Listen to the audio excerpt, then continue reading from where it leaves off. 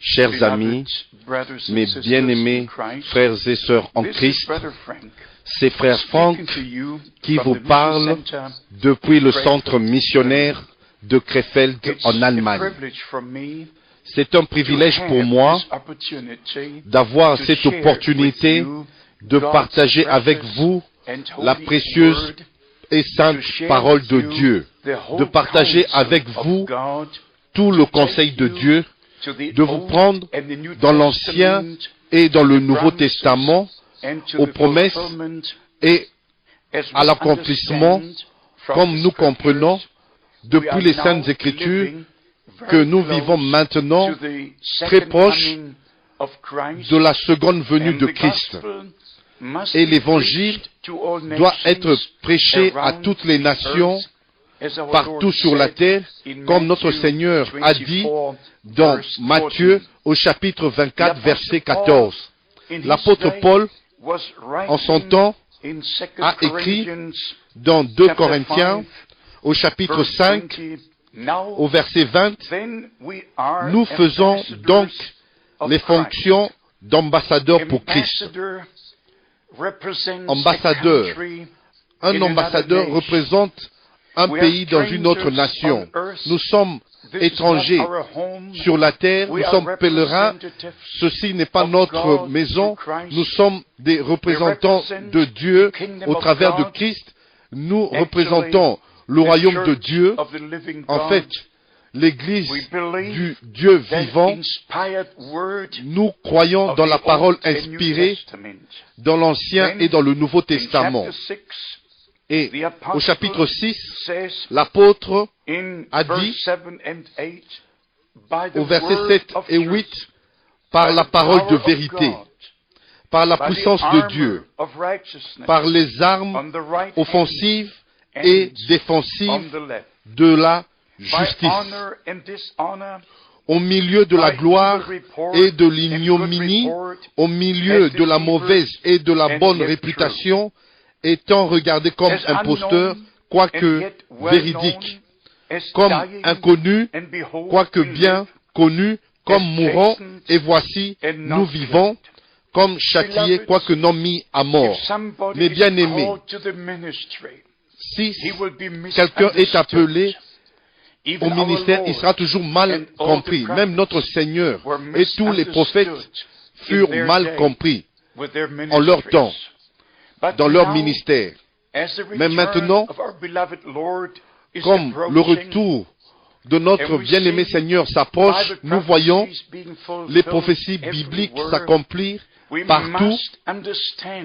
Nous devons comprendre ce que Dieu a promis à l'Église, ce qu'il a promis à Israël.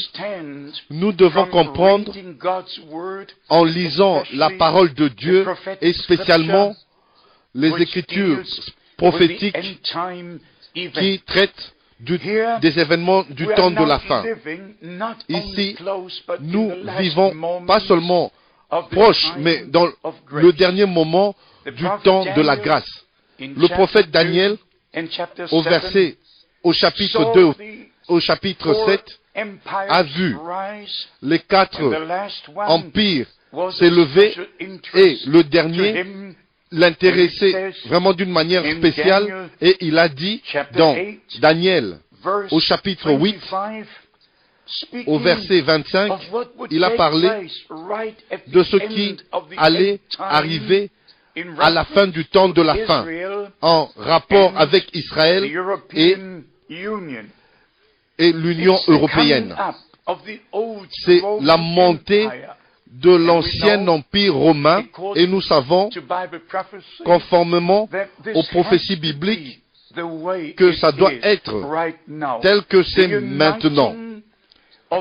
L'union, le signe et le temps de l'union, l'union dans la politique, dans l'économie et aussi dans le domaine religieux.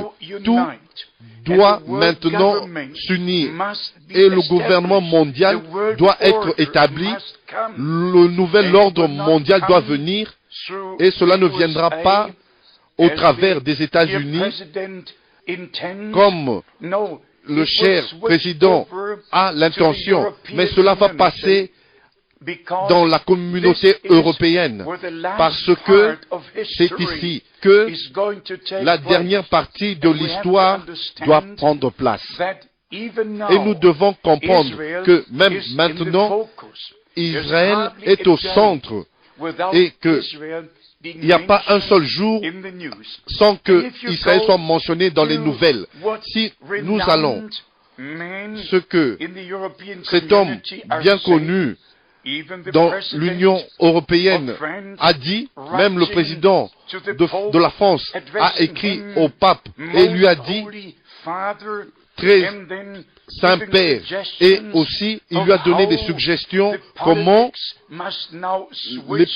la politique doit continuer et comment ça doit aller jusqu'entre les mains de l'Union européenne, la communauté européenne. Et Berlusconi a fait la déclaration à Athènes pour que le temps est arrivé pour l'Ukraine, pour la Bélarussie et la Fédération de Russie de rejoindre la communauté européenne. Mais ce n'est pas tout. Il est dit dans la déclaration que aussi Israël est une partie de l'Europe et Israël doit rejoindre la communauté européenne. Et nous avons la déclaration ici, noir sur blanc, que le gouvernement en Israël a vraiment bien reçu une telle déclaration par des grands politiciens de la communauté européenne, de l'Union européenne. Mais bien-aimés amis, j'ai seulement mentionné ceci pour en venir au point que c'est le processus de paix et que tout le monde sait que sur la terre, le souci c'est la paix. Pas seulement une paix quelconque dans les extrémités de la terre, mais la paix en Israël, dans la région où les prophéties bibliques ont été d'une manière particulière révélées et accomplies. Et il est dit dans Daniel, au chapitre 8, verset 25, à cause de sa prospérité et du succès de ses ruses, il aura de l'arrogance dans le cœur. Il y aura une prospérité. Et cette prospérité sera dans les mains d'un seul homme. Et cet homme doit représenter toutes les religions, toutes les politiques, tout. Tout doit être uni dans les mains, entre les mains de ce seul homme. Comme nous avons compris, que les gens ont peut-être perdu la confiance dans le monsieur Bush ou Chirac ou d'autres, mais il y a seulement un seul point sur la terre où tout le monde regarde, et c'est au Vatican. Et le Vatican est l'endroit où le rôle principal, où il y a l'union des religions, où le monde s'unit pour le nouvel ordre mondial, pour apporter la paix au Proche-Orient, pour amener les Arabes et les Israéliens autour de la même table. Et ça, c'est ce que les Écritures ont déjà prédit dans la parole de la prophétie. Il aura de l'arrogance dans le cœur. Il fera périr beaucoup d'hommes qui vivaient paisiblement.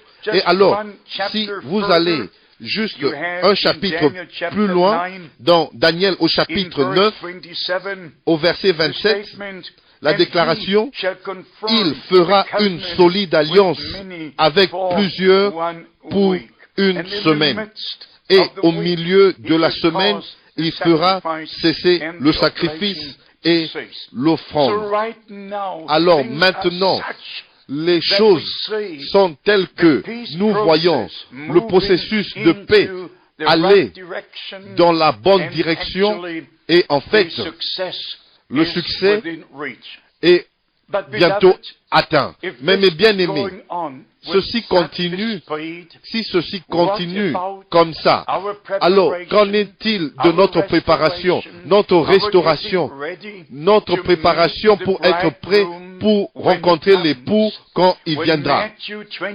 Quand Matthieu chapitre 25 sera accompli, celles qui furent prêtes entrèrent dans la salle des noces avec l'époux et la porte fut fermée. Mais bien aimés, notre Seigneur a fait la promesse, je vais vous préparer une place et je reviendrai vous prendre afin que vous soyez là où moi je suis. Nous devons comprendre que maintenant, avant le retour de Christ, c'est un âge prophétique dans lequel nous vivons. Et dans cet âge, il y a des prophéties bibliques qui s'accomplissent. Et comme c'était dans le ministère qui préparait le chemin du Seigneur, lors de sa première venue, il doit avoir encore un ministère que le Seigneur a promis et que Dieu a ordonné, un ministère de la parole pour montrer le chemin qui retourne au christianisme originel et retourner en fait à Christ, à la parole, aux jours apostoliques et aux enseignements apostoliques. Ça, c'est pourquoi nous appelons ce ministère apostolique et prophétique. Retourner à l'original, s'éloigner de toutes les interprétations. Et s'éloigner de toutes les interprétations. Et j'ai écrit ma dernière brochure avec le titre « Au commencement était la parole et non l'interprétation ». Alors nous allons dans Matthieu, au chapitre 25, quand notre Seigneur a parlé du temps de la fin, dans Matthieu, au chapitre 24, en fait, tous réalisent que nous vivons maintenant en ce temps-là.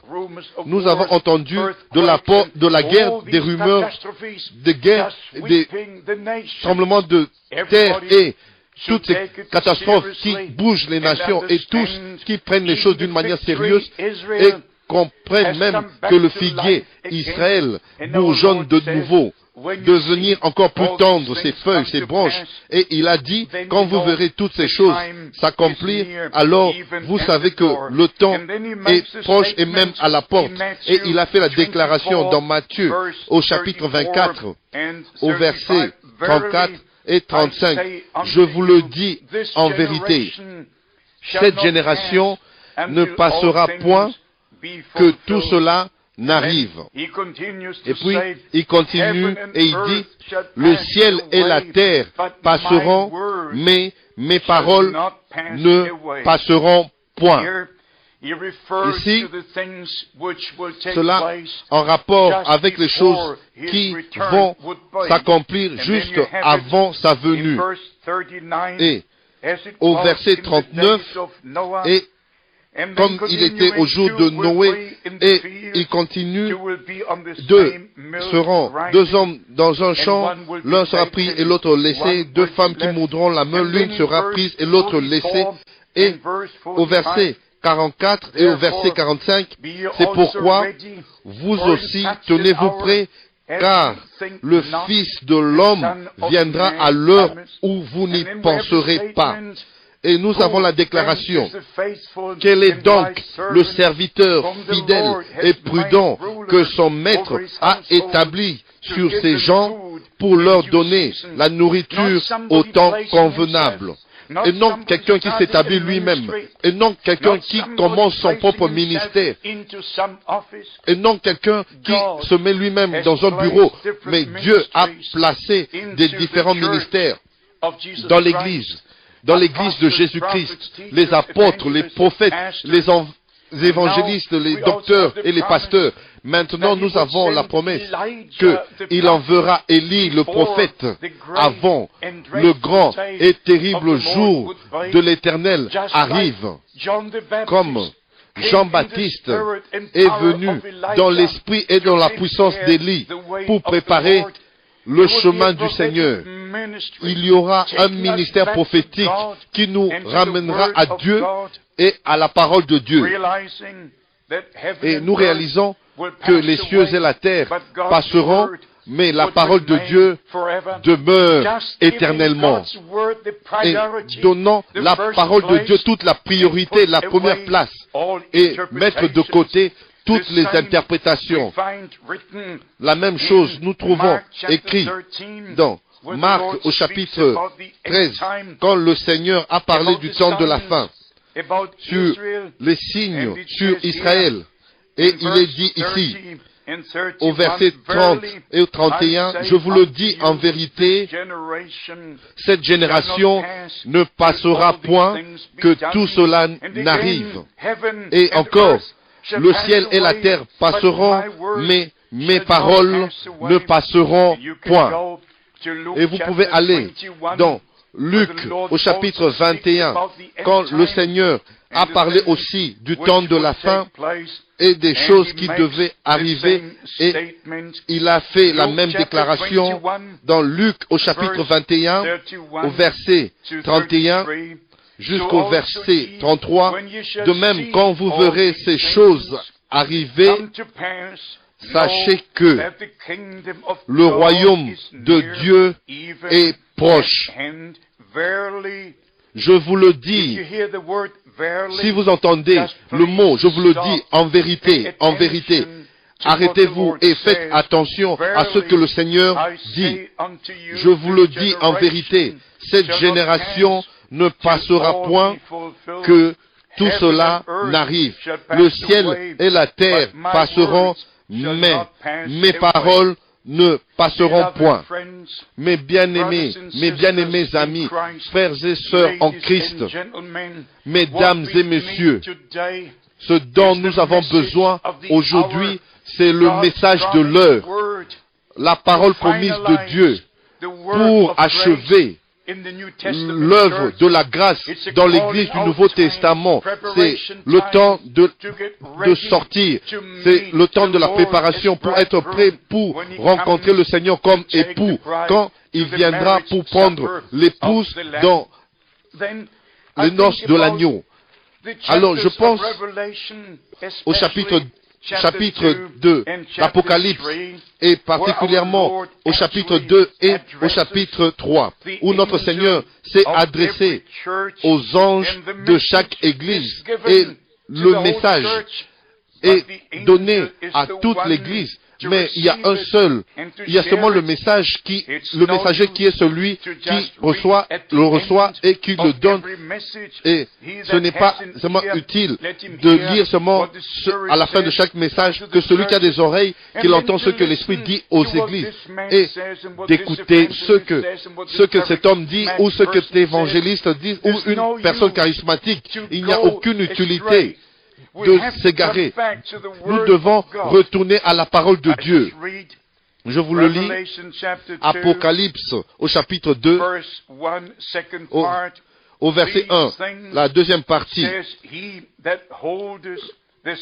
Celui qui marche, voici ce que dit celui qui tient les 7 étoiles dans sa main droite, celui qui marche au milieu des 7 chandeliers d'or. C'est ainsi dit le Seigneur qui m'intéresse, et non toutes ces interprétations. Je veux entendre des lèvres de mon Seigneur ce qu'il a à me dire, et non ce que les prédicateurs disent, mais ce que lui, il a dit. Ce que lui, il a dit, mais je veux entendre sa voix, je veux entendre sa parole et le conseil de Dieu avec l'Église du Nouveau Testament, et en général, et encore, et dans le même chapitre, au verset 8, notre Seigneur a parlé, voici ce que dit le premier et le dernier, celui qui était mort et qui est revenu à la vie. Mes bien-aimés, mes frères et sœurs, le temps est arrivé pour nous d'entendre ce que le Seigneur a dit dans sa parole.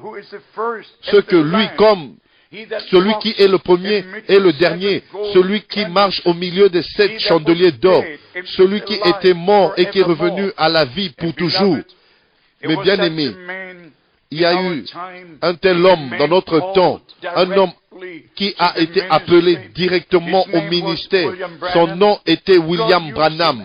Dieu l'a utilisé, en fait, après la Deuxième Guerre mondiale, déjà depuis mai 1946, pour répandre le dernier réveil de guérison,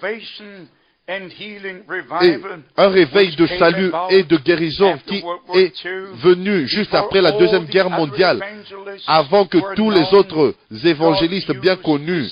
Mais Dieu a utilisé cet homme humble qui avait une commission directe du Seigneur, qui a entendu la voix audible du Seigneur, qui a été appelé et il lui a été dit, comme Jean-Baptiste a préparé la première venue de Christ, le message qui t'a été donné préparera la seconde venue de Christ.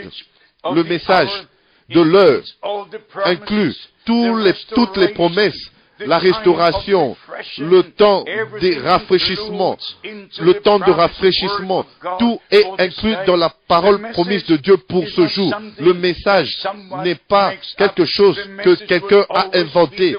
Le message sera toujours la parole de Dieu. Et la vraie foi est ancrée dans les promesses que Dieu a faites dans sa parole. Et encore, le Seigneur a parlé dans le prochain chapitre 2, verset 12. Voici ce que dit celui qui a l'épée aiguë à deux tranchants. Alors, c'est le même Seigneur, mais chaque fois, il s'introduit lui-même d'une manière différente, parce que il est tout en tous. Il est le premier et le dernier. Il était mort et il est revenu à la vie. Il est en vie. Il est toute chose et encore. Dans l'église suivante, il est dit au verset 18, « Voici ce que dit le Fils de Dieu, celui qui a les yeux comme une flamme de feu. » Et oui, il vous voit et il me voit. Et nous devons comprendre ce que lui, il dit. Avant que nous croyions, cela doit nous être révélé. Dans le royaume de Dieu, toutes choses viennent par la révélation divine. Mais bien aimés, pensez juste pour un moment, quand le Seigneur est venu pour la première fois, il y a 2000 ans, il est venu vers les siens, et les siens ne l'ont point reçu. Ils l'ont attendu pendant plus de 4000 ans. Il était l'espérance dans leur cœur. Et tout était dans le service, dans le temple, était en relation avec la venue du Seigneur. Mais quand il est venu, les hommes ont raté le jour de la visitation de Dieu parce que ils sont demeurés dans leur interprétation. Mais bien aimés, je dois dire ceci dans le nom du Seigneur. Ne demeurez plus dans votre interprétation. Retournez à la parole de Dieu. Croyez tel que le disent les Saintes Écritures.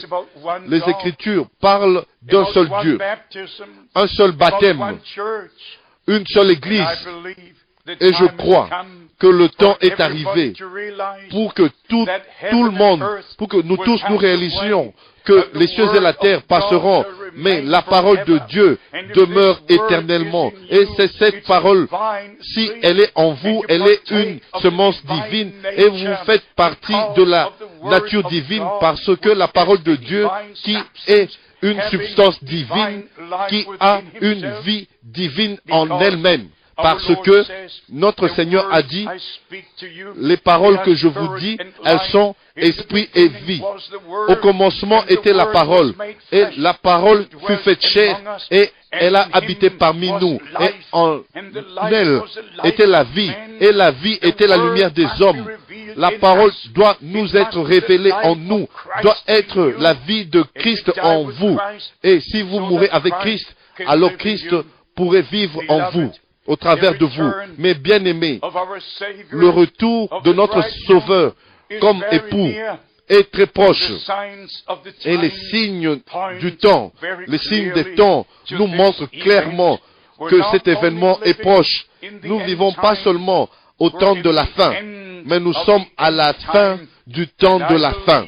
Et je crois que le dernier appel parcourt la terre maintenant. Et j'ai confiance que vous comprenez que ce n'est pas Frère Franck qui vous parle. Je n'ai rien à dire. Mais je veux que Dieu vous parle afin que vous compreniez que c'est la parole qui vous est adressée. Retournez à Dieu, retournez à sa parole. Croyez comme le dit l'Écriture, et vous serez bénis et vous serez préparés pour le grand jour du retour de notre bien-aimé Seigneur et Sauveur. Que pourrais-je dire encore? Que le Seigneur vous bénisse et qu'il soit avec vous, qu'il vous accorde la compréhension divine et la révélation de reconnaître la parole promise pour aujourd'hui, pour connaître le message de l'heure et de sortir de tout ce qui n'est pas en accord avec la parole de Dieu. Et soyez préparés. Alors quand la trompette va sonner, nous allons l'entendre, mais nous devons entendre la parole maintenant. Que Dieu vous bénisse et qu'il soit avec vous. C'est ma prière dans le saint nom de Jésus-Christ. Amen.